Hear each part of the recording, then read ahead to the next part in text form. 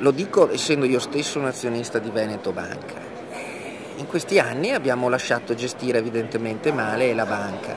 Oggi purtroppo, come sempre accade quando si fa parte di un'iniziativa economica privata, si raccolgono i frutti negativi come quando si raccolgono gli utili e li si porta a casa. Una considerazione di peso considerando chi la esprime.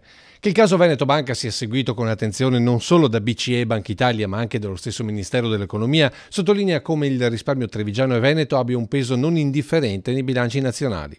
Ministero che non si esprime sulle ultime evoluzioni con il cambio al vertice con colpi di scena di ieri sera, ma che condivide la posizione degli investitori di peso che chiedevano maggior rappresentanza nel CDA. Inevitabile, secondo il sottosegretario, a questo punto il malessere dei piccoli investitori che vedono già in fumo i risparmi di una vita con quote acquistate a 42 euro e che a breve potrebbero crollare anche a 6-8 euro, con una decurtazione di oltre l'85% del valore. Probabilmente se la riforma che finalmente con coraggio il nostro governo ha fatto sulle banche popolari fosse stata fatta anni fa, ci sarebbero stati meno danni, quindi abbiamo fatto bene ad agire.